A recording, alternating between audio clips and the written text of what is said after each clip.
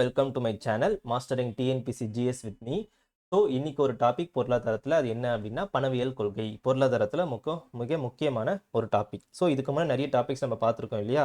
So அதெல்லாம் basics. அந்த பேசிக்ஸ்லாம் புரிஞ்சதுக்கப்புறம் இது புரியும், சரியா? இந்த டாபிக் நடத்த போகிறதுக்கு முன்னாடி இது இந்த டாபிக் ப்ராக்டிக்கல் லைஃப்பில் நமக்கு ரொம்ப யூஸ்ஃபுல்லாக இருக்கும். பொருளாதார ரீதியாக நம்ம சந்திக்கக்கூடிய விஷயங்கள் நம்ம லைஃப்பில் பார்க்குறோம் இல்லையா? இந்த டாபிக் நம்ம படிக்கும்போது இதனால தான் இதெல்லாம் நடக்குதா அப்படின்னு நீங்கள் அண்டர்ஸ்டாண்ட் பண்ணிப்பீங்க, சரியா?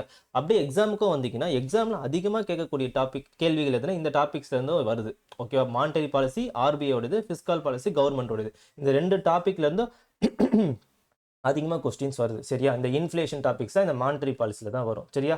ஸோ இப்போது இந்த டாபிக் போகிறதுக்கு முன்னாடி ஒரு ரெண்டு மூணு டாபிக்ஸ் நான் சொல்கிறேன். இதெல்லாம் தெரியும் அப்படின்னா இந்த வீடியோஸ் அப்படியே பாருங்கள். இன்கேஸ் தெரியல அப்படின்னா ப்ரீவியஸாக இந்த கான்செப்ட்லாம் நடத்திட்டு இருப்பேன், அதை போய் பார்த்துட்டு வாங்க, சரியா? எதெல்லாம் அப்படின்னா செக்யூரிட்டி, அதாவது பத்திரங்கள்னா என்ன அப்படின்னு சொல்லிட்டு ஒரு பேசிக் நடத்திருப்பேன். கவர்மெண்ட் செக்யூரிட்டினா என்ன, ஈக்விட்டி செக்யூரிட்டினா என்ன, டெப்ட் செக்யூரிட்டினா என்ன, அதாவது கடன் பத்திரம்னா என்ன, பங்கு பத்திரம்னா என்ன அப்படின்லாம் நடத்திருப்பேன். பேசிக்காக நடத்திருப்பேன். கடன் பத்திரிகைனா ஃபார் எக்ஸாம்பிள் கவர்மெண்ட் செக்யூரிட்டிஸ் தான் கடன் பத்திரங்கள் அப்படின்ட்டு சொல்லிட்டு நடத்திருப்பேன். பண அளிப்புனா என்ன, மணி சப்ளை அப்படின்னா என்ன நடத்திருப்பேன். இதெல்லாம் சார் எனக்கு தெரியும் அப்படின்னா okay, you will continue this topic, சரியா? அப்படியே போக போக இந்த டாபிக்லாம் நான் அப்போ பேசுவேன், அப்போ உங்களுக்கு புரிஞ்சிடும், சரியா? அப்படியே மெர்ஜ் ஆகும் நமக்கு. மணி சப்ளை நடத்திருப்பேன். அந்த மணி சப்ளை, அதாவது பண அளிப்பு கான்செப்ட் புரிஞ்சவங்களுக்கு இந்த வீடியோ இன்னும் ஈஸியாக புரிய ஆரம்பிக்கும். ரொம்ப இன்ட்ரெஸ்டிங்காக இருக்குங்க. பார்க்குற ஒவ்வொரு டாப்பிக்குமே அவ்வளோ இன்ட்ரெஸ்டிங்காக இருக்கும், போரே அடிக்காது, சரியா? பார்க்கலாமா? ஓகே, பாருங்க. மொத்தம் 12 வீடியோ நம்ம பிளான் பண்ணியிருக்கோம். 12 வீடியோக்கு மேலே பார்ட்டாக போட்டிருக்கேன், சரியா? ஸோ இதுக்கு முன்னாடி நேச்சர் ஆஃப் இந்தியன் எக்கானமி முடிச்சாச்சு, நேஷனல் இன்கம் முடிச்சாச்சு, மணி அண்ட் பேங்கிங் முடிச்சாச்சு, ஓகே? ஸோ இன்னைக்கு பார்க்கக்கூடியது 4th chapter monetary policy, okay? So first பார்ட்டில் எதை வரும் அப்படின்னு பார்த்தீங்கன்னா மானிட்டரி பாலிசினா என்ன, அதோடைய பேசிக்ஸ்லாம் என்ன அப்படின்றத நம்ம பார்க்க போகிறோம், ஓகே? இப்போ பாருங்க, என்னென்ன டாபிக்ஸ் கவர் பண்ண போகிறோம் நம்ம முன்னாடியே சொல்லிடுறேன். இதெல்லாம் தான் நம்ம கவர் பண்ண போகிறோம், சரியா? ஏன்னா உங்களுக்கு இன்னும் ஈஸியாகிடும். ஓகே, இதெல்லாம் நம்ம பார்க்க போகிறோமா, ரொம்ப இன்ட்ரெஸ்டிங்காக இருக்கும், பார்க்கலாம் அப்படின்னு ஒரு ஐடியா கிடைக்கும். இதெல்லாம் எனக்கு தெரியாது, இது தெரியும் அப்படின்னு ஒரு செக்ரிகேட் பண்ணி கொடுக்குறப்ப உங்களுக்கு யூஸ்ஃபுல்லாக இருக்கும் இல்லையா? அதனால தான் வீடியோ பார்க்குறதுக்கு முன்னாடி நான் உங்களுக்கு இதை கொடுத்துட்றேன், சரியா? ஃபர்ஸ்ட் பணவியல் கொள்கைன்னா என்ன அப்படின்றத நான் சொல்லிடுவேன். அதுக்கப்புறம் எதுக்காக இந்த பணவியல் கொள்கை யூஸ் பண்ணுறாங்க, அதுக்காக என்னென்ன கருவிகள்லாம் யூஸ் பண்ணுறாங்க அப்படின்றத இந்த டாபிக்ல சொல்லப்படுகிறது, சரியா? அடுத்தது ரொம்ப முக்கியமான topic, inflation and it's types. டைரக்டாக இதை நடத்திட்டு போயிடக்கூடாது. இதெல்லாம் நடத்தினாதான் இது தேவை, ஓகே? இது ஃபஸ்ட்டு புரிஞ்சிருக்கணும். ஆனால் இது புரிஞ்சாதான் ஓகே, இதை வச்சு தான் இந்த இன்ஃப்ளேஷனை கண்ட்ரோல் பண்ணுறாங்களா அப்படின்ற நாலேஜ் நமக்கு கிடைக்கும், ஓகே? அடுத்தது பொருளாதாரத்தின் பணவீக்கத்தின் விளைவுகள் என்ன இருக்குது, ரொம்ப ரொம்ப இம்பார்ட்டன்ட், ஓகே? இன்ஃப்ளேஷன் பற்றி தெரிஞ்சிருக்கீங்க, அதனால விளைவுகள் என்னென்னலாம் நடக்குது, இன்ஃப்ளேஷன் என்பது பொருளாதாரத்தில் எவ்வளோ முக்கியமானது அப்படின்றதெல்லாம் உங்களுக்கு புரியும் இந்த வீடியோ எண்டில், சரியா? ஓகே. அப்புறம் டிஃப்ரெண்ட் ஃபார்ம்ஸ் ஆஃப் இன்ஃப்ளேஷன் அப்படின்னு சொல்லிட்டு பணவீக்கத்தின் பல்வேறு வடிவங்கள் நிறைய இருக்குது, அதை பற்றி நம்ம பார்த்துடலாம், சரியா? ஓகே. ஃபஸ்ட்டு போகப்போ நான் கான்செப்டை ஃபஸ்ட்டு புரிய வச்சிடுறேன். அப்புறம் கொஞ்சம் வீடியோஸ் போக போக நான் அப்படியே கொஸ்டின்ஸ் நம்ம சால்வ் பண்ண ஆரம்பிக்கலாம், ஓகேவா? சரி. இப்போ மானிட்டரி பாலிசினா என்ன அப்படின்னா, ஃபர்ஸ்ட் இதை பார்க்கறதுக்கு ஒரு கான்செப்ட் சொல்றேன். பணம் என்பது நம்மளுக்கு ரொம்ப முக்கியங்க. பொருளாதாரத்துல பணத்தினுடைய சுழற்சி ரொம்ப கண்காணிப்பா கவனிக்கணும், அதாவது உன்னிப்பா கவனிக்கணும், சரியா? அது ரொம்பவும் கண்ட்ரோல் இல்லாமல் போயிடக்கூடாது, அப்படியா? ஸோ அதை கரெக்டாக கவனிக்கக்கூடிய பொறுப்பு அரசாங்கத்துக்கும் இருக்கு, அதை ஸ்டாட்யூட்டரி பாடியா ஆர்பிஐக்கும் இருக்கு, சரியா? ஸோ அது எப்படி கண்ட்ரோல் பண்றாங்க ஆர்பிஐ அப்படின்றத நம்ம பார்க்க போறோம், சரியா? பணத்தை எப்படி நிர்வகிக்கிறாங்க, மக்களிடையே பணத்தை எப்படி கொண்டு போய் சேர்க்கிறாங்கன்னு சொல்றது தான் இந்த கான்செப்ட், ஓகே? ஸோ அதை ப்ராப்பராக பண்ணுற வேலை யாருக்கு அப்படின்னா ஆர்பிஐக்கு. அது எது மூலியமா பண்ணுறாங்க அப்படின்னு பார்த்தீங்கன்னா மானிட்டரி பாலிசி மூலியமா பண்ணுறாங்க, சரியா? பாருங்க, பணவியல் கொள்கை என்பது நாட்டின் பணவியல் அதிகாரம், மானிட்டரி அத்தாரிட்டி யாரு அப்படின்னா ஆர்பிஐ தான், சரியா? அப்போ அவங்க தான் என்ன பண்ணுறாங்க பாருங்க, அந்த லாஸ்ட் பாயிண்ட் படிங்க பாருங்க. பணத்தை உருவாக்குதல் மற்றும் வழங்குவதை கட்டுப்படுத்தும் செயல்முறையாகும். அதுதான் மானிட்டரி பாலிசி யாருடையது அப்படின்னா ஆர்பிஐ உடையது, சரியா? ஓகே. அதோடைய அப்ஜெக்டிவ் என்ன, மானிட்டரி பாலிசினா என்ன, பணத்தை கரெக்டா பொருளாதாரத்தில் வச்சுக்கணும், சரியா? அதனுடைய நோக்கம் என்ன, மானிட்டரி பாலிசியோட அப்ஜெக்டிவ் என்ன அப்படின்னா ஃபர்ஸ்ட் ஒரு 6 பாயிண்ட் இருக்கு, அதை ஒன்று நான் எக்ஸ்பிளைன் பண்றேன், சரியா? பணத்தின் நடுநிலைத்தன்மை அப்படின்ட்டு சொல்லுவாங்க, நியூட்ரலிட்டி ஆஃப் மணி, பரிவர்த்தனை விகிதத்தில் நிலைத்தன்மை, stability of the exchange rate சொல்லிட்டு மொத்தம் 6 அப்ஜெக்டிவா இருக்கு. யாருடையது அப்படின்னு பார்த்தீங்கன்னா இது ஆர்பிஐ மானிட்டரி பாலிசியோடைய என்னது குறிக்கோளா இருக்குது. அது என்ன, நியூட்ரலிட்டி ஆஃப் மணி. நான் என்ன சொன்னேன், பணம் என்பது ரொம்ப முக்கியம்னு சொன்னேன். அப்போ முதல் அப்ஜெக்டிவா மானிட்டரி பாலிசிக்கு என்ன இருக்கு அப்படின்னு பார்த்தீங்கன்னா பணத்தின் நடுநிலைத்தன்மை அப்படின்னு சொல்லுவாங்க. இது நான் எக்ஸாம்பிளா சொன்னா உங்களுக்கு ரொம்ப புரியும். பாருங்களேன், ஒருத்தர்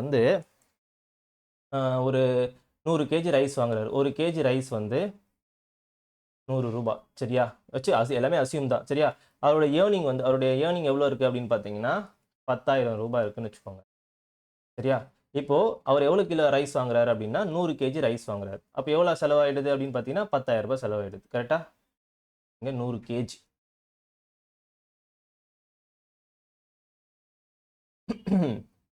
இப்போ 100 கேஜி ரைஸ் வாங்குறாரு. எவ்வளோ ஆகுது செலவு? ₹10,000 ஆகுது. ஓகேவா?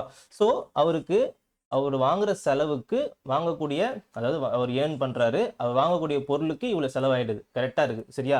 இப்போ 1 கேஜி ரைஸ் வந்து ₹200 ஆயிடுது. சரியா? இப்போ ஏர்னிங் வந்து அதுக்கு ஏத்தது போல ₹20,000 இன்கிரீஸ் ஆகுது. அப்ப எவ்வளோ வாங்குவாரு? இப்போ 1 கேஜி ரைஸ் ₹200 ஆயிடுச்சு. விலை அதிகமாயிடுச்சு. அதுக்கு ஏத்தது போல அவருடைய செலவும் அதாவது அவருடைய ஏர்னிங்கும் என்ன ஆயிடுது அப்படின்னு பார்த்தீங்கன்னா, 20,000 அதிகமாயிடுது. அப்போ என்ன ஆகுது பார்த்தீங்கன்னா, அதே 100 கேஜி தானே வாங்குவாரு. கரெக்ட்டா? 220,000 இப்ப என்ன சார் சொல்ல வரீங்க இத வச்சு அப்படின்னா, இப்போ 200 வச்சுக்கோங்க. எவ்வளோ வருது? சும்மா போட்டு காட்டுறேன். அதே 100 கேஜி தானே வாங்க போறாரு.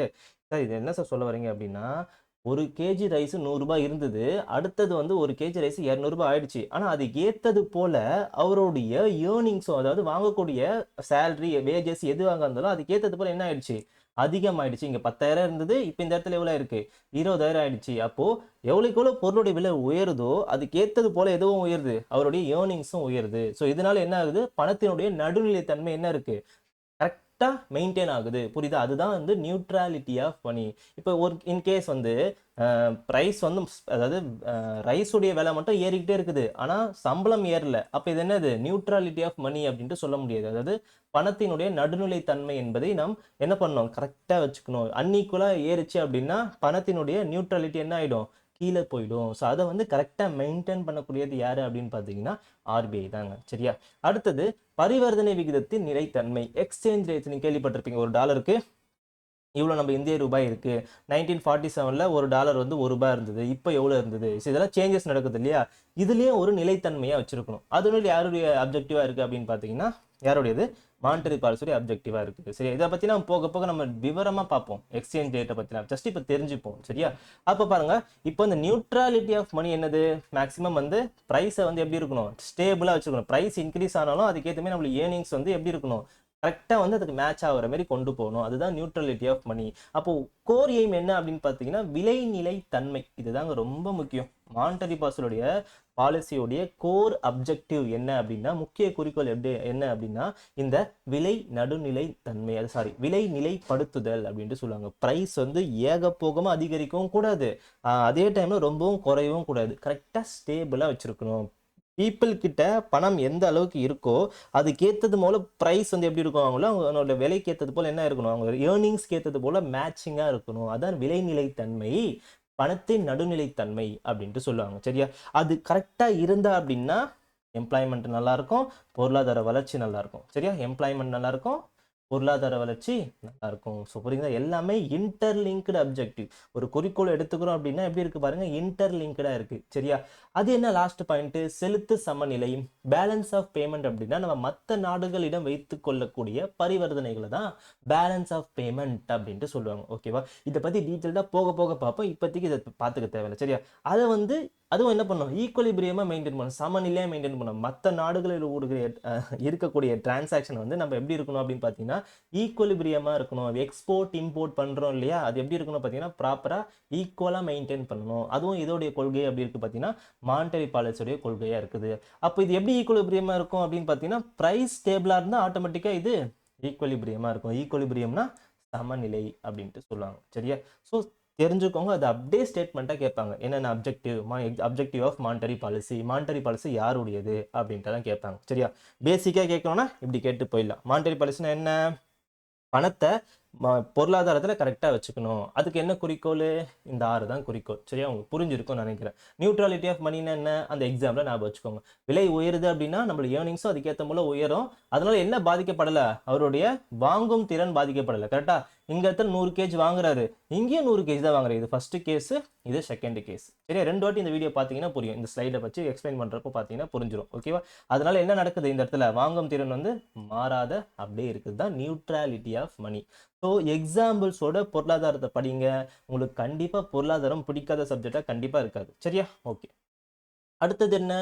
இப்போ மானிட்டரி பாலிசி சொல்லிட்டேன். அப்ஜெக்டிவ்ஸ சொல்லிட்டேன். அது அப்ஜெக்டிவ்ஸ அச்சீவ் பண்ணணும் இல்லையா? அப்ஜெக்டிவ்ஸ அச்சீவ் பண்ணணும் அப்படின்னா, ஒரு சில கருவிகள யூஸ் பண்ணுவாங்க. சரியா? அது என்ன இன்ஃப்ளேஷன் நான் போட்டிருக்கேன். Tools used in monetary policy to control inflation. Monetary policy objective என்ன? விலைய பிரைஸ் ஸ்டெபிலிட்டி ஒண்ணு சொல்லியிருப்பேனா? பிரைஸ் ஸ்டெபிலிட்டி விலையை நிலைப்படுத்துதல். விலையை நிலைப்படுத்தணும் அப்படின்னா, பொருளாதாரத்துல முக்கியமா ஒருத்தர் இருக்காரு. அவர் யாரு அப்படின்னா பணவீக்கம். அந்த பணவீக்கத்த நம்ம எப்படி வச்சிருக்கணும் அப்படின்னு பார்த்தீங்கன்னா, ஒரு லிமிட்டோட வச்சிருக்கணும். அந்த லிமிட்டோட வச்சுக்கிறதுக்காக யூஸ் பண்ணக்கூடிய கருவிகள் தான் இதெல்லாம். எக்ஸாமுக்கு ரொம்ப ரொம்ப இம்பார்ட்டன்ட். பொருளாதாரத்துக்கும் ரொம்ப ரொம்ப இம்பார்ட்டன்ட். சரியா? ஸோ மானிட்டரி பாலிசி ஒரு சில கருவிகள் யூஸ் பண்ணுவாங்க. பிரைஸ் ஸ்டெபிலிட்டிய கரெக்ட்டா வச்சுக்கிறதுக்கு எத குறைக்கணும், எத நிலையா வச்சுக்கணும் அப்படின்னு பார்த்தீங்கன்னா, இன்ஃப்ளேஷன கரெக்ட்டா வச்சுக்கணும். சரியா? இப்போ ஒண்ணா பார்த்துடலாமா? நிறைய பேர் இத கேள்விப்பட்டிருப்பீங்க. ரெப்போ வட்டினா என்ன? மீள் ரெப்போ வட்டினா என்ன? வெளிசந்தை நடவடிக்கைகள் கேள்விப்பட்டிருக்க மாட்டீங்க. அத பார்த்துடலாம் இப்போ. சரியா? ரிசர்வ் ரெக்வயர்மென்ட் என்ன? ரொக்க ஈர்ப்பு விகிதம் அப்படின்னா என்ன? அப்படின்றதெல்லாம் தெரிஞ்சு வச்சுக்கோங்க. ஸோ இதெல்லாம் நடத்தும்போது செக்யூரிட்டினா என்ன? பண அளிப்புனா என்ன? இந்த மைண்ட்ல கொண்டு வந்துக்கோங்க. சரியா? ஓகே. First repo rate. அது என்ன ரெப்போ ரேட்? டெஃபினிஷன் பார்க்கறது இமேஜ பாருங்க. உங்களுக்கு ஈஸியா புரிஞ்சிடும். ஓகே. இப்போ ஆர்பிஐ இருக்காங்க. பேங்க் இருக்காங்க. சரியா? ரெப்போன்றது ஒரு வட்டி. அது முதல்ல மைண்ட்ல வச்சுக்கோங்க. ரெப்போ ரேட்ன்றது இன்ட்ரெஸ்ட் ரேட் அப்படின்றத ஞாபகம் வச்சுக்கோங்க. இப்போ பேங்க் வந்து என்ன பண்ணுவாங்க அப்படின்னு பார்த்தீங்கன்னா, காசு தேவைப்படும். சம்டைம்ஸ் பேங்கோட வேலை என்ன? நமக்கு லோன் குடுக்கணும். பேங்க்குக்கு நெறைய பணம் தேவைப்படும். ஒரு சில பணங்கள என்ன பண்ணுவாங்க பார்த்தீங்கன்னா, ஆர்பிஐ கிட்ட இருந்து கடன் வாங்குவாங்க. சரியா? அதுக்கு அந்த வாங்கக்கூடிய கடன்களுக்கு என்ன பண்ணும் அப்படின்னு பார்த்தீங்கன்னா, பேங்க் வந்து ஒரு வட்டி குடுக்கும் ஆர்பிஐக்கு. அதுதான் வந்து ரெப்போ வட்டி. இந்த ஏரோ மார்க்க நல்லா ஞாபகம் வச்சுக்கோங்க. சரியா? இப்போ ஆர்பிஐ வந்து பணம் தருது. சரியா? அந்த பணத்துக்கு பேங்க் வந்து வட்டி தருது. சரியா? வட்டி தருதுன்னு வச்சுக்கோங்க. இன்ட்ரெஸ்ட் தருது. இந்த இன்ட்ரெஸ்ட்க்கு பேரு தான் ரெப்போ வட்டி. ரெப்போ ரேட் அப்படின்னு சொல்லுவாங்க. சரியா? ஸோ இப்போ மணி தராங்கன்னு வச்சுக்கோங்களேன். சரியா? அதுக்கேத்த வட்டி தருது. பேங்க் வந்து என்ன பண்ணும் அப்படின்னு பார்த்தீங்கன்னா, சும்மா வந்து ஆர்பிஐ பணம் குடுத்துற மாட்டாங்க. ஏதாச்சும் ஒண்ணு குடுத்தா தான் பணம் குடுப்பாங்க. வட்டியும் தரணும். அது கூட பேக்கிங்க்கு அதாவது அ பேக் பேக் அதாவது எப்படி சொல்றது? கொலேட்ரல் மாரி சொல்றோம்ல பார்த்தீங்களா? அது வந்து என்ன பண்ணுவோம் பார்த்தீங்கன்னா, ஆர்பிஐ கிட்ட குடுக்கணும். அது என்ன குடுப்பாங்க அப்படின்னு பார்த்தீங்கன்னா, பேங்க்கு கவர்ன்மென்ட் செக்யூரிட்டீஸ் குடுப்பாங்க. சரியா?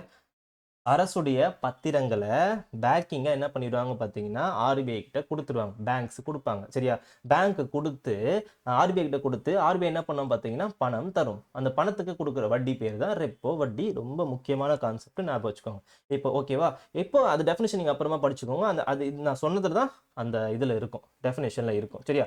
அதுக்கு அடுத்தது மீள் ரெப்போ விகிதம். Reverse repo rate. ரெப்போ ரேட்டுக்கு ஆப்போசிட் ரிவர்ஸ் ரெப்போ ரேட். அது மட்டும் மைண்ட்ல வச்சுக்கோங்க. ரெப்போ ரேட்டுக்கு ஆப்போசிட் ரிவர்ஸ் ரெப்போ. இப்ப என்ன பண்ண போறோம் அப்படின்னு பார்த்தீங்கன்னா, பேங்க் வந்து மணி குடுக்கும். என்ன பண்ணும்? பேங்க் மணி குடுக்கும்.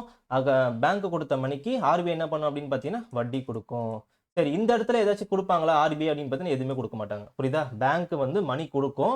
ஆர்பிஐ வந்து அதுக்கான பத்திரங்கள்லாம் மேக்ஸிமம் ரிவர்ஸ் ரெப்போ ரேட்ல குடுக்க மாட்டாங்க. ரெப்போ ரேட்ல மட்டும் தான் இந்த பேங்க் வந்து ஆர்பிஐ கிட்ட மணி வாங்கும்போது கவர்ன்மென்ட் செக்யூரிட்டீஸ குடுத்து தான் வாங்குவாங்க. புரியுதா? குடுக்கக்கூடிய மணிக்கு குடுக்கக்கூடிய வட்டி பேங்க் தான் என்னன்னு பார்த்தீங்கன்னா, என்னது? ரெப்போ வட்டி அப்படின்ட்டு சொல்லுவாங்க. பேங்க் வேற, ஆர்பிஐ வேற. அதான் நான் இப்படி போட்டிருக்கேன். இதுவும் ஒரு கைண்ட் ஆஃப் பேங்க் தான். Central bank. ஆனா பேங்க் சொல்றப்போ உங்களுக்கு குழப்பம். அதனால தான் ஆர்பிஐ வச்சுக்கோங்க. இது அதர் பேங்க்ஸ். ஓகே. பேங்க்ஸ பத்தி நெறைய நடத்திருப்பேன். என்னென்ன பேங்க்ஸ்லாம் இருக்குன்னு சொல்லிட்டு. அது எல்லாமே பேங்க்ஸ் தான். இப்ப கமர்ஷியல் பேங்க்ஸ், வணிக வங்கின்னு சொல்லிட்டு நடத்திருப்பேன் போன வீடியோல. அந்த வணிக வங்கிஸ இப்ப எக்ஸ்பிளைன் பண்ணா டைம் பத்தாது. அதெல்லாம் நீங்க ப்ரீவியஸ் வீடியோல எக்ஸ்பிளைன் பண்ணிருப்பேன். அத போய் பாருங்க. ஓகே தெரியும்னா ஓகே நோ ப்ராப்ளம். சரியா? இப்போ ரெப்போ ரேட்னா என்னன்னு தெரிஞ்சிருச்சு.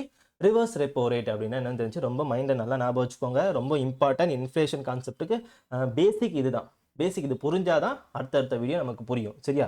ஓகே. இது 2 நமக்கு ஞாபகம் வந்துச்சு. இது இல்லாம எக்ஸ்ட்ரா 2 டூல் இருக்கு. இத ஞாபகம் வச்சுப்போம். சரியா? இதுவரைக்கும் இது கேட்டதில்ல. So repo rate, reverse repo ரேட்லாம் கேட்டாங்க அப்படின்றதுனால இத நான் ஞாபகம் வச்சுக்கணும். சரியா? ரிவர்ஸ் ரெப்போ ரேட், ரெப்போ ரேட்டோ, ரிவர்ஸ் ரெப்போ ரேட்டோ நெறைய வாட்டி எக்ஸாம்ல கேட்டிருக்காங்க. மேபி அடுத்தது கேட்கலாம். டிஎன்பிஎஸ்சி நினைச்சது அப்படின்னா, இது கேட்க வாய்ப்புகள் இருக்கு. ஓகேவா? அப்ப என்னது அப்படின்னு பார்த்தீங்கன்னா, நிலையான வைப்பு வசதி, விளிம்பு நிலை வசதி. ஓகேவா? நிலையான வைப்பு வசதிக்கு டக்குனு எது ஞாபகம் வரணும்னு பார்த்தீங்கன்னா, ஆர்ஆர்ஆர். அதாவது ரிவர்ஸ் ரெப்போ ரேட்ட ஞாபகம் வச்சுக்கோங்க. விளிம்பு நிலை வசதி அதாவது மார்ஜினல் ஸ்டாண்டிங் ஃபெசிலிட்டி அப்படின்னா, ஆர்ஆர் ஞாபகம் வச்சுக்கோங்க. ரெப்போ ரேட்ட ஞாபகம் வச்சுக்கோங்க. சரியா? நல்லா ஞாபகம் வச்சுக்கோங்க. ஏன்னா இது குழப்பம். அதனால தான் சொல்றேன். ஸ்டாண்டர்ட் டெபாசிட் ஃபெசிலிட்டி அப்படின்னா என்ன ஞாபகம் வந்துடணும்? ரிவர்ஸ் ரெப்போ ரேட் கான்செப்ட் ஞாபகம் வந்துடணும். விளிம்பு நிலை வசதி அப்படின்னா ரெப்போ வட்டி ஞாபகம் வந்துடணும். சரியா? இது ரெண்டும் ஞாபகம் வச்சுக்கோங்க. அப்போ என்ன சார் ஸ்டாண்டர்ட் டெபாசிட் ஃபெசிலிட்டி அப்படின்னா, பேங்க் வந்து இருக்கக்கூடிய எக்ஸ்ட்ரா மணியை ஆர்பிஐ கிட்ட கொடுத்து வச்சிருப்பாங்க. சரியா? என்ன பண்ணும்? பேங்க் இருக்கக்கூடிய எக்ஸ்ட்ரா மணியை என்ன பண்ணுவாங்க? இப்போ ரிவர்ஸ் ரெப்போ ரேட்ல என்ன பண்றாங்க? பேங்க் வந்து மணி ஆர்பிஐ கிட்ட கொடுக்குது, அதற்கான வட்டியை தராங்க. இது போக ஒரு சில வங்கிகள் கிட்டலாம் மணிகள் அதிகமா இருக்கும். அந்த மணியை என்ன பண்ணுவாங்கன்னா பேங்க் வந்து மக்கள் கிட்ட கொடுக்கறத விட ஆர்பிஐ கிட்ட சேஃபா கொடுத்து வச்சிருவாங்க. அதுக்கு பேரு தான் என்ன அப்படின்னா நிலையான வைப்பு வசதி. அதுக்கு ஒரு சில வட்டிகளை தருவாங்க. யாரு அப்படின்னா ஆர்பிஐ தருவாங்க. சரியா? பார்த்துக்கோங்க. Standard deposit facility allows bank to park என்னது பாருங்க, எக்ஸஸ் ஃபண்ட் ரொம்ப முக்கியம். ஓகே, அதிகப்படியான நிதியை பிணையம் இல்லாம வித்தவுட் எனி கொலட்ரல் ரிசர்வ் வங்கியில் வைக்க அனுமதிக்கிறது. ஓகேவா? அது என்ன விளிம்பு நிலை வசதி? இப்போ ரெப்போ ரேட் கான்செப்ட் ஆகுங்க. ரெப்போ ரேட் என்ன? ஆர்பிஐ பேங்க் வந்து ஆர்பிஐ கிட்ட கடன் வாங்குது. புரியுதுங்களா? இப்போ இந்த கடனை வந்து என்னது அதுக்கான வட்டியை தராங்க. இது போக ஒரு சில வங்கிகளுக்கு வந்து எக்ஸ்ட்ரா காசு தேவைப்படும். சரியா? அது என்ன பண்ணுவாங்கன்னா ஓவர் நைட்ல வாங்குவாங்க. ஓவர் நைட்னா அன்னைக்கே வாங்குறாங்க. அன்னைக்கே வாங்குறாங்க அப்படின்னா அதுக்கு வந்து ஆர்பிஐ வந்து கொஞ்சம் எக்ஸ்ட்ரா வட்டியோட காசை கொடுப்பாங்க. அதுக்கு பேரு தான் மார்ஜினல் ஸ்டாண்டிங் ஃபெசிலிட்டி. விளிம்பு நிலை வசதி வங்கிகள் அரசு பத்திரங்களுக்கு எதிராக ரிசர்வ் வங்கிகளிடம் இருந்து ஒரே இரவில் நிதியை கடன் வாங்க அனுமதிக்கிறது. சொன்னா ரெப்போ வட்டினா என்ன? கவர்மெண்ட் செக்யூரிட்டிஸை ஆர்பிஐ கொடுத்து மணி வாங்குவாங்க, அந்த மணிக்கு கடன் கட்டுவாங்க. இது போக எக்ஸ்ட்ரா மணி பேங்க்குக்கு தேவைப்படும். அதுக்கு பேர் என்னன்னா, அதுக்கு முன்னாடி பேங்க் வந்து கடன் வாங்குவாங்க ஆர்பிஐ கிட்ட. அதுக்கு பேர் தான் என்ன அப்படின்னு பார்த்தீங்கன்னா மார்ஜினல் ஸ்டாண்டிங் ஃபெசிலிட்டிஸ். சரியா? அதுக்கு என்ன பண்ணுவாங்க? ஒரு சில கவர்மெண்ட் செக்யூரிட்டிஸை கொடுப்பாங்க. இது எந்த கவர்மெண்ட் செக்யூரிட்டிஸ் அப்படின்றத நான் சொல்றேன். சரியா? பாருங்க இங்கே கொடுத்துருப்பேன் பாருங்க. இந்த அரசு பத்திரங்களும் வேறு. ரெப்போ வட்டியில கொடுக்குற அரசு பத்திரங்களும் இந்த இதுல கொடுக்குற அரசு பத்திரங்களும் வேறு. சரியா? இப்போ நான் 4 கான்செப்ட் நடத்திருப்பேன். ரெப்போ வட்டி, ரிவர்ஸ் ரெப்போ வட்டி, நிலையான வைப்பு வசதி, விளிம்பு நிலை வசதி. இது 4மே கன்ஃபார்மா மைண்ட்ல கிளியரா ஞாபகம் வச்சுக்கோங்க. 2 பேருக்கு உள்ள ரிலேஷன் மட்டும் தான். யாருக்கும் உள்ள ரிலேஷனு? ஆர்பிஐக்கும் பேங்க்குக்கும் உள்ள ரிலேஷனு. யாரு வந்து கடன் வாங்குறா, கடன் கொடுக்குறா, யாருக்கு வட்டி கொடுக்குறா, வட்டி கொடுக்கல. இந்த கான்செப்டை மைண்ட்ல கிளியரா வச்சுக்கோங்க. போக போக வர கான்செப்ட் புரியும். சரியா? ஓகே. இந்த ரெப்போ வட்டிலாம் யார் டிசைட் பண்றா? இதெல்லாம் யார் சார் டிசைட் பண்றாங்க? பொருளாதாரத்துல இவ்வளோ இருக்கணும், அவ்வளோ இருக்கணும் அப்படின்னு சொல்றது யாரு அப்படின்னா மானிட்டரி பாலிசி கமிட்டின்னு ஒருத்தர் இருக்கிறாங்க. சரியா? அது யாரால அமைக்கப்படுது அப்படின்னு பார்த்தீங்கன்னா ஆர்பிஐ தான் அமைக்கும். மானிட்டரி பாலிசி கமிட்டி இது வரைக்கும் கேட்டதில்லை. ஒரே ஒரு கொஸ்டின் கேட்டிருக்காங்க, எத்தனை மெம்பர்ஸ் இருக்கிறாங்க அப்படின்னு கேட்டிருக்கிறாங்க. 6 மெம்பர்ஸ் இருக்கிறாங்க இதில். சரியா? இவங்க என்ன பண்றாங்க அப்படின்னா ரெப்போ வட்டியை டிசைட் பண்றாங்க. சரியா? ரெப்போ வட்டி தான் பொருளாதாரத்துல ரொம்ப முக்கியமான ஒன்று. சரியா? ஆர்ஆர் ஞாபகம் வச்சுக்கோங்க. ஆர்ஆர்ஆர் படம் ஞாபகம் இருக்குல்ல? ஆர்ஆர்ஆர்னா ரிவர்ஸ் ரெப்போ ரேட்டையும், ஆர்ஆர்னா ரெப்போ ரேட் அப்படின்றது ஞாபகம் வச்சுக்கோங்க. சரியா? இந்த ரெப்போ ரேட்டை டிசைட் பண்றது யாரு அப்படின்னா ஆர்பிஐன்னு சொல்லக்கூடாது. மானிட்டரி இப்போ ஆப்ஷன்ல ஆர்பிஐயும் இருக்கு, மானிட்டரி பாலிசி கமிட்டி இருக்குன்னு வச்சுக்க. எம்பிசியை தான் நீங்க டிக் பண்ணணும். சரியா? மானிட்டரி பாலிசி கமிட்டி டிசைட்ஸ் தி ரெப்போ வட்டி. அப்போ மற்றதெல்லாம் டிசைட் பண்ண மாட்டாங்களா சார்? கண்டிப்பா மற்றதெல்லாம் டிசைட் பண்ண மாட்டாங்க. ரெப்போ வட்டியை டிசைட் பண்ணிட்டாங்க அப்படின்னா மற்றதெல்லாம் அதுக்கு ஆட்டோமேட்டிக்கா மாறிடும். சரியா? அது எப்படின்னு நான் சொல்றேன். ஓகே. ஸோ இப்போ வந்து நான் ஞாபகம் வச்சுக்கோங்க, ரெப்போ வட்டியை டிசைட் பண்றது யாரு? Monetary policy committee. இப்போ மானிட்டரி பாலிசி கமிட்டினா என்ன? It's a statutory body. ஓகேவா? பாருங்க, எதுக்காக? Responsible for framing India monitoring policy. Monetary பாலிசியோட ஒரு முக்கிய அங்கமா எது இருக்கு அப்படின்னு பார்த்தீங்கன்னா இந்த பணவியல் கொள்கை குழு. சரியா? எந்த சட்டத்துக்கு கீழே? ஆர்பிஐ ஆக்ட் 1934 எல்லாருக்கும் தெரியும். எந்த ஆண்டுல இருந்து கொண்டு வந்தாங்கன்னா 2016 இருந்து கொண்டு வந்தாங்க. அதாவது 2016 இருந்து எம்பிசின்னு ஷார்ட் ஃபார்மா சொல்றேன், ரெப்போ ரேட்டை டிசைட் பண்றாங்க. இதை இம்ப்ளிமெண்ட் பண்றது யாரு அப்படின்னா RBI. Okay. So repo rate is decided by பணவியல் கொள்கை குழு. அதை நடைமுறைப்படுத்துறது யாரு? ஆர்பிஐ. ஸோ இதெல்லாம் வந்து கேள்விகளை தான் கதை போல உங்களுக்கு சொல்றேன். நல்லா ஞாபகம் வச்சுக்கோங்க. சரியா? பாருங்க, கீ ஃபங்க்ஷன்ஸ் என்ன? ரெப்போ விகிதத்தை மட்டும் முடிவு செய்யறது. இதான் ரொம்ப முக்கியம். சில பேர் கேட்பாங்க, ஆப்ஷன் ஸ்டேட்மெண்ட்ல கேட்பாங்க, monetary policy committee decides repo rate, reverse repo rate அப்படின்னு கேட்பாங்க. ஆன்சர் தப்பு. Monetary policy committee decides only the repo rate அப்படின்றத நான் வச்சுக்கோங்க. அது மற்றதெல்லாம் ஈஸியாக ஆன்சர் பண்ணுவீங்க. இன்ஃப்ளேஷனை கண்ட்ரோல் பண்ணுறதுக்காக விலை நிலைத்தன்மை நான் சொன்னல, அதெல்லாம் வந்து இதெல்லாம் என்னது? மானிட்டரி பாலிசியில் அப்ஜெக்டிவ். இதெல்லாம் வந்து மானிட்டரி பாலிசி கமிட்டிலையும் அது அப்ஜெக்டிவாக இருக்குது. முக்கியமான கான்செப்ட் இதை மட்டும் நான் வச்சுக்கோங்க. ஓகே. சரி, ஓகே. இது எத்தனை மெம்பர்ஸ் இருக்கிறாங்க அப்படின்னா, மொத்தம் 6 மெம்பர்ஸ் இருக்காங்க. இது ஆல்ரெடி கேட்டாங்க. சரியா? இன்னும் டெப்த்தா போய் நம்ம தெரிஞ்சுக்கலாம் இத. அந்த 6 மெம்பர்ஸ்ல 3 மெம்பர் வந்து ஆர்பிஐ சைட்ல இருந்து வருவாங்க. இன்னொரு 3 மெம்பர் வந்து கவர்ன்மெண்ட் சைட்ல இருந்து வருவாங்க. அப்ப அந்த 3 மெம்பர்ஸ் யார் யாரு ஆர்பிஐ சைட்ல இருந்துன்னா, ஆர்பிஐ ஆளுநர், தலைவர் ரொம்ப முக்கியம். அவர்தான் தலைவர் மெயின். ஆர்பிஐ துணை ஆளுநர், ஆர்பிஐயின் மத்திய வாரியத்தால் பரிந்துரைக்கப்பட்டது. அது சென்ட்ரல் போர்ட் ஆஃப் டிரெக்டர்ஸ் அப்படின்ட்டு சொல்லிட்டு ஆர்பிஐல ஒரு குழு இருக்கும். அதுல இருந்து ஒருத்தர் வருவார் இந்த மானிட்டரி பாலிசி குழுல. ஸோ 3 பேர் இருப்பாங்க. அடுத்த 3 பேர் யாரு அப்படின்னு பார்த்தீங்கன்னா, கவர்மெண்ட் சைட்ல இருந்து வருவாங்க. ஓகேவா? Appointed by the central government. Expert எதுல இருந்து நிபுணர்களா இருப்பாங்க அப்படின்னு பார்த்தீங்கன்னா, இந்த எக்கனாமிக்ஸ் சம்பந்தப்பட்டதுல நிபுணர்களா இருக்கிறவங்கள இதுல போய் கொண்டு போவாங்க. அவங்களுடைய ஆண்டு காலம் 4 வருஷம். நான் ரெனியூபிள் அப்படின்னா என்னது? மறுபடியும் வந்து அவங்க வந்து கமிட்டியில் இருக்க மாட்டாங்க. அதான் நான் ரெனியூபிள். சரியா? ஓகே. சார் இவங்க என்ன பண்ணுவாங்கன்னா 3 பேரும் 6 பேரும் சேர்ந்து ரெப்போ வட்டியை டிசைட் பண்ணுவாங்க. இன் கேஸ் 3 பேர் வந்து இவ்வளோ டிசைட் பண்ணுறாங்க, இன்னொரு 3 பேர் வந்து வேற ஒன்று டிசைட் பண்ணுறாங்கன்னு வச்சுக்கோங்களேன். உதாரணத்துக்கு ரெப்போ வட்டியை வந்து 6% டிசைட் பண்ணிட்டாங்க. ஆர்பிஐ 3 பேர் டிசைட் பண்ணிட்டாங்க. கவர்மெண்ட்டும் வேற ஒன்று டிசைட் பண்ணுறாங்க. 6.5 வச்சுக்கலாம்னு சொல்லிட்டு கவர்மெண்ட் டிசைட் பண்ணுறாங்க. இப்போ என்ன ஆயிடுச்சு அப்படின்னா, என்ன ஆயிடுது? ஈக்குவல் ஓட்ஸ் மாரி ஆயிடுது. இவங்க 6 பக்கம் வந்து 3 பேர் ஓட்டு போட்டுறாங்க. 6.5% 3 பேர் ஓட்டு போட்டுறாங்க. இந்த இடத்துல ஒருத்தர் வருவாரு. அவருக்கு வந்து எக்ஸ்ட்ரா ஓட்டு இருக்கும். அந்த ஓட்டு பேர் தான் கேஸ்டிங் ஓட்டு. பார்ட்டியில படிப்போம். சரியா? கேஸ்டிங் ஓட்டுன்னு சொல்லுவாங்க. அது யாருக்கு இருக்கும் அப்படின்னு பார்த்தீங்கன்னா, ஆர்பிஐ கவர்னர்ஸ்க்கு இருக்கும். எக்ஸ்ட்ரா ஓட் யார் வச்சிருப்பா அப்படின்னு பார்த்தீங்கன்னா, RBI governor he is having the casting vote அப்படின்னு கேட்பாங்க மானிட்டரி பாலிசி கமிட்டியில். இவங்க எதை டிசைட் பண்ணுறாங்க? ரெப்போ வட்டியை டிசைட் பண்ணுறாங்க. இப்போ உதாரணத்துக்கு ரெப்போ வட்டியை மட்டும் தான் டிசைட் பண்ணுறாங்களே சார், அப்போ ரிவர்ஸ் ரெப்போ ரேட்லாம் யார் சார் டிசைட் பண்ணுவாங்க அப்படின்னா, அது ஆட்டோமேட்டிக்காக மாறிடும். பாருங்கள், இப்போ ரிவர்ஸ் ரெப்போ ரேட் வந்து 6% வச்சுட்டாங்கன்னு வச்சுக்கோங்களேன். சாரி, ரெப்போ ரேட்டை 6% வச்சுட்டாங்க அப்படின்னா, ரிவர்ஸ் ரெப்போ ரேட் வந்து இதை விட 0.5%, 0.25% கம்மியாக இருக்கும். வேற இடத்துல எழுதிட்டோமா இதை? கேப் இல்லையே. சரி, ஓகே. பார்த்துக்கோங்க. ரெப்போ ரேட் வந்து 6%, ரிவர்ஸ் ரெப்போ ரேட் வந்து ரெப்போ ரேட்டை விட 0.25% கம்மியாக இருக்கும். மார்ஜினல் ஸ்டாண்டிங் ஃபெசிலிட்டின்னு ஒன்று இருக்கும். இப்போ நான் பேசினேன், அதை பற்றி பேசினேன். விளம்பு நிலை வசதி. இது எப்படி இருக்கும் அப்படின்னு பார்த்தீங்கன்னா, பேங்க் வந்து கடன் வாங்குது, ஓவர் நைட்ல வாங்குது இல்லையா? அப்போ ஆர்பிஐ வந்து கொஞ்சம் அதிக வட்டியை தரும். அந்த வட்டி எப்படி இருக்கும்? அதிக வட்டியை கேட்கும் பேங்க்கு கிட்ட இருந்து. அது எவ்வளோ இருக்கும் அப்படின்னு பார்த்தீங்கன்னா, மார்ஜினல் ஸ்டாண்டிங் ஃபெசிலிட்டி வந்து எவ்வளோ இருக்கும்னா, ரெப்போ ரேட்டை விட 0.25% அதிகமாக இருக்கும். சொல்றது புரியுதா? வேற இடத்துல எதுனா பாருங்க, 0.25 விட அதிகமாக. இதனால நான் கான்செப்ட். ரெப்போ வட்டி 6% டிசைட் பண்றாங்கன்னா, ரிவர்ஸ் ரெப்போ வட்டி எவ்வளவு இருக்கும்? 5.75 இருக்கும். எம்எஸ்எஃப் எவ்வளவு இருக்கும்? 6.25 இருக்கும். இதாங்க கான்செப்ட். ஓகேவா? ஆனா ரெப்போ ரேட்டை மட்டும் தான் டிசைட் பண்ணுவாங்க. மற்றதெல்லாம் ஆட்டோமேட்டிக்கா சேஞ்ச் ஆயிடும். எதெல்லாம்? Reverse repo rate, marginal standing facilities எல்லாம் ஆட்டோமேட்டிக்கா சேஞ்ச் ஆயிடும். நீங்க ஞாபகம் வச்சுக்க கூடியது மைண்ட்ல, ரிவர்ஸ் ரெப்போ ரேட்னா என்ன, ரெப்போ ரேட்னா என்ன, இது ரெண்டு நல்லா ஞாபகம் வச்சுக்கோங்க. மற்றதெல்லாம் புரிஞ்சிடும் உங்களுக்கு ஆட்டோமேட்டிக்கா. சரியா? ஸோ டூல்ஸ் நம்ம என்னென்ன பார்த்துட்டோம்? ரெப்போ ரேட்னா என்னன்னு பார்த்துட்டோம், ரிவர்ஸ் ரெப்போ ரேட்னா என்னன்னு பார்த்தோம், எக்ஸ்ட்ரா 2 பார்த்தோம்.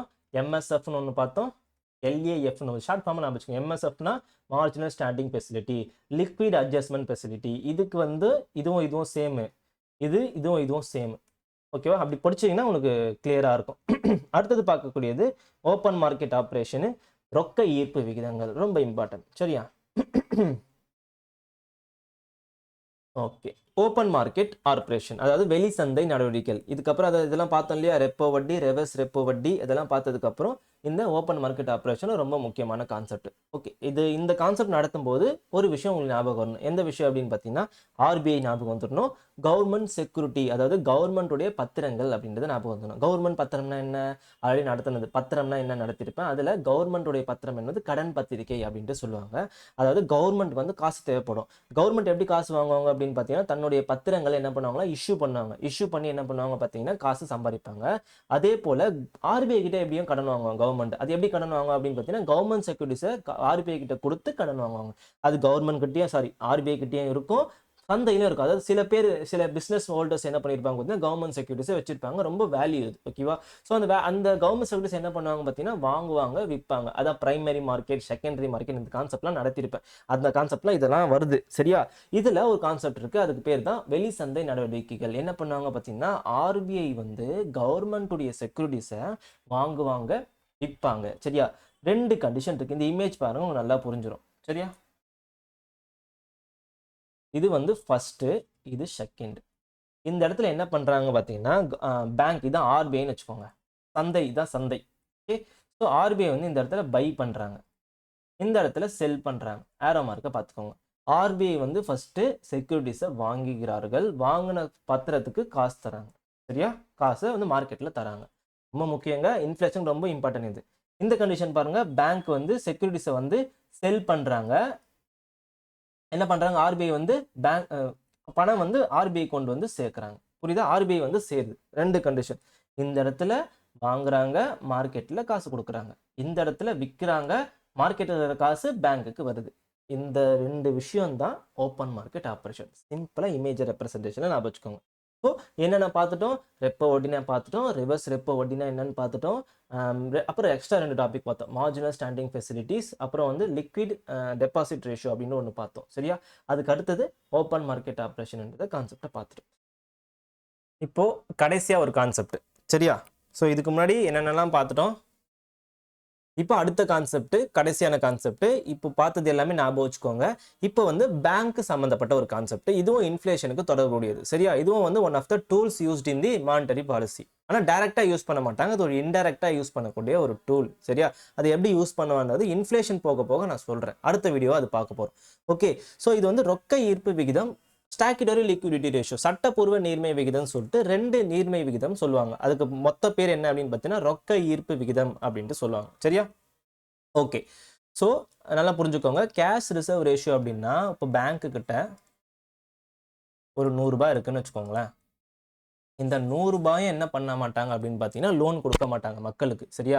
எப்படி கொடுப்பாங்க பார்த்தீங்கன்னா, இப்போ இதில் வந்து 4% இல்லை ஒரு 5% என்ன பண்ணிடுவாங்க பார்த்தீங்கன்னா கேஷாக அவங்க ஆர்பிஐ கிட்ட கொடுத்து வச்சிருவாங்க, ரிசர்வ் வச்சிருவாங்க. இதுக்கும் ரெப்போ வட்டிக்கும் கன்ஃபியூஸ் பண்ணிக்காதங்க, இது டோட்டலாக வேற. பேங்க் என்ன பண்ணோம், பேங்க் கிட்ட ஒரு 100 ரூபாய் இருக்கு அப்படின்னா அதில் ஒரு 4%, 5% ஆர்பிஐ கிட்ட யார்கிட்ட கொடுக்குறாங்க, ஆர்பிஐ கிட்ட கொடுத்து வச்சிருவாங்க இன் தி ஃபார்ம் ஆஃப் கேஷ். சரியா? ஸோ இந்த கொடுக்குறாங்க பத்தி அந்த கேஷ், இந்த ரேஷியோ பேர் தான் என்னது, ரொக்க ஈர்ப்பு விகிதம். சரியா? இது வந்து இதை வச்சு தான் என்ன பண்ணுவாங்க பார்த்தீங்கன்னா சென்ட்ரல் பேங்க் ஆர்பிஐ என்ன பண்ணுவாங்க, கிரெடிட் மணியை வந்து பொருளாதாரத்தில் கண்ட்ரோல் பண்ணுவாங்க. அதுதான் நம்ம பார்த்துட்டு இருக்கோம், விலைநிலை தன்மை அப்படின்ட்டு ப்ரைஸ் ஸ்டெபிலிட்டின்ற வார்த்தை பார்த்தோம் இல்லையா? ஸோ அதுதான் ரொம்ப முக்கியம். சரியா? இந்த 100 ரூபான்றது எப்படி வருது அப்படின்னு பார்த்தீங்கன்னா, எப்படி டிசைட் பண்ணுறாங்க அப்படின்னா நெட் டிமாண்ட் டைம் லையபிலிட்டி. அதாவது இந்த 4%, 5% சொல்கிறேன் பார்த்தீங்களா, அது எதை வச்சு டிசைட் பண்ணுறாங்க, பேங்க்கு கிட்ட இருக்கக்கூடிய காசு. இந்த காசுக்கு பேர் தான் என்ன அப்படின்னு பார்த்தீங்கன்னா நெட் டிமாண்ட் டைம் லையபிலிட்டி. இந்த 100 ரூபான்றது என்னது, பேங்க் கிட்ட மக்கள் கொடுத்த பணம். கரெக்டாக? அது எந்த விதமான பணமாக இருக்கலாம், ஒன்று தேவை வைப்பாக இருக்கலாம், டிமாண்ட் டெபாசிட்டாக இருக்கலாம், ஒன்றும் இல்லைன்னா டைம் டெபாசிட்டாக இருக்கலாம், தேவை வைப்பு, கால வைப்பு. பேங்க் வந்து மக்களுடைய பணத்தை வச்சிருக்காங்க, அப்போ மக்களுடைய பணத்தை பேங்க் நாளைக்கு திருப்பி தரணும். அதுக்கு பேர் என்ன அப்படின்னு பார்த்தீங்கன்னா லையபிலிட்டி, பொறுப்பு. அசட்னா என்ன, லையபிலிட்டினா என்ன, ஞாபகம் இருக்கா? போன வீடியோ நடத்திருப்பேன். சொத்துனா என்ன, பொறுப்புனா என்ன அப்படின்ட்டு மணி அண்ட் பேங்கிங்கில் ஃபர்ஸ்ட் வீடியோ நடத்திருப்பேன் நான். அதுதான் வந்து லையபிலிட்டி சொல்லுவாங்க. டிமாண்ட்னா டிமாண்ட் டெபாசிட், டீனா டைம், டைம் டெபாசிட். இதனுடைய நிகர விலை நெட்டாக இப்போ என்ன இருக்குது இதை பொறுத்து தான் இதை டிசைட் பண்ணுவாங்க. இப்போ 4% கரண்ட்டாக இருக்குது, அதுதான் வந்து எப்படி வைக்கிறாங்க, கேஷ் ஃபார்மாக வைக்கிறாங்க, ஆர்பிஐ கிட்ட வைக்கிறாங்க. அதுதான் வந்து கேஷ் ரிசர்வ் ரேஷியோ. சிம்பிளுங்க, பேங்க் வந்து ஒரு கேஷ் ஃபார்மில் ஆர்பிஐ கிட்ட கொடுத்து வைக்கணும். ஓகேவா? அந்த கேஷ் தான் என்னது, கேஷ் ரிசர்வ் ரேஷியோ. இன்னொன்று இருக்குது, அது என்ன அப்படின்னு பார்த்தீங்கன்னா சட்டப்பூர்வ நீர்மை விகிதம், ஸ்டாட்யூட்டரி லிக்விடிட்டி ரேஷியோ. ஒன்றுமே இல்லை, இது வந்து பேங்க்கே வச்சுப்பாங்க. இப்போ பேங்க்கு கிட்ட 100 ரூபாய் இருக்கு, இதுல என்னவா பேங்க்கே வச்சுப்பாங்க, லோன் கொடுக்க மாட்டாங்க. அது என்னவா வச்சுப்பாங்க அப்படின்னு பார்த்தீங்கன்னா கேஷாகவும் கோல்டாகவும் செக்யூரிட்டிஸாகவும் வச்சுப்பாங்க. செக்யூரிட்டிஸ் அப்படி இல்லைன்னா bond. Okay. So cash reserve ரேஷியோவில் பேங்க் என்ன பண்ணும், ஆர்பிஐ கிட்ட கேஷாக கொடுத்து வச்சிரும். ஸ்டாட்யூட்டரி லிக்விடிட்டி ரேஷியோவில் பேங்க் என்ன பண்ணும், வச்சுக்கும். என்னவா வச்சுக்கோ அப்படின்னு பார்த்தீங்கன்னா கேஷாகவும் வச்சுக்கும், கோல்டாகவும் வச்சுக்கும், செக்யூரிட்டிஸாகவும் வச்சுக்கும். இது எத்தனை சதவீதம் வச்சுக்கோம் பார்த்தீங்கன்னா 18% இப்போ கரண்ட்டாக இருக்குது. அப்போ 100 ரூபாய் இருக்குது அப்படின்னா என்டிடிஎல்ல 100 ரூபாய் இருக்குது அப்படின்னா அதில் 18% என்ன வச்சுப்பாங்க, எஸ்எல்ஆராக வச்சுப்பாங்க. அப்போ சிஆர்ஆர் ஒன்று இருக்குது, எஸ்எல்ஆர் ஒன்று இருக்குது. இது ரெண்டு ஞாபகம் வச்சுக்கோங்க. இந்த இமேஜ் பார்த்தா உங்களுக்கு புரிஞ்சிடும். சிஆர்ஆர் என்ன, ஆர்பிஐ கிட்ட கொடுத்து வச்சிருப்பாங்க. But deposit with the central bank. Central பேங்க்னா ஆர்பிஐ என்ன வச்சுப்பாங்க, கேஷாக வச்சுப்பாங்க. எஸ்எல்ஆர்னா என்ன, ஸ்டாட்யூட்டரி லிக்விடிட்டி ரேஷியோ. இது பேங்க்கே வச்சுப்பாங்க. பேங்க் என்னவா வச்சுப்பாங்க, கோல்டாக வச்சுப்பாங்க, செக்யூரிட்டிஸாக வச்சுருப்பாங்க, பாண்டாக வச்சுப்பாங்க. ஸோ ரொம்ப முக்கியம், ரொம்ப இம்பார்ட்டன்ட். ஞாபகம் வச்சுக்கோங்க. என்னென்னலாம் பார்த்தோம், நல்லா ஞாபகம் வச்சுக்கோங்க. ஆர்ஆர் பார்த்தோம், ஆர்ஆர்ஆர் பார்த்தோம். அப்புறம் வந்து 2 விஷயம் பார்த்தோம், அது மைண்டில் வச்சுக்கோங்க. ஆனால் இது கான்செப்டில் கொண்டு வந்திருக்க வேணாம். அப்புறம் வந்து ஓப்பன் மார்க்கெட் ஆப்ரேஷன் பார்த்தோம். அப்புறம் சிஆர்ஆர்னா என்னன்னு பார்த்தோம், எஸ்எல்ஆர்னா என்னன்னு பார்த்தோம். ஓகேவா? இதெல்லாம் எதனுடைய டூலு, மானிட்டரி பாலிசியோடைய டூலு. இது யாருடைய tool, monetary policy, RBI tool. சரியா? ரெப்போ ரேட்டை டிசைட் பண்ணுறது யாரு, மானிட்டரி பாலிசி கமிட்டி டிசைட் பண்ணுறாங்க. ஸோ இதெல்லாம் பார்த்தோம். டவுட் இருந்தால் கமெண்ட் பண்ணுங்கள், கிளியர் பண்ணுவோம். இதெல்லாம் பார்த்துட்டு வாங்க. நெக்ஸ்ட் எப்படி இன்ஃப்ளேஷன் உங்களுக்கு புரியுதுன்னு பாருங்கள். சரியா? இன்ஃப்ளேஷன் ஈஸியாக புரிஞ்சிடும் இதை பார்த்துட்டிங்கன்னா. ஓகே, ஸோ நெக்ஸ்ட் வீடியோவில் இன்ஃப்ளேஷனில் சந்திப்போம். தேங்க்யூ, பாய். உங்கள் சந்தோஷ், மாஸ்டரிங் ஜிஎஸ்.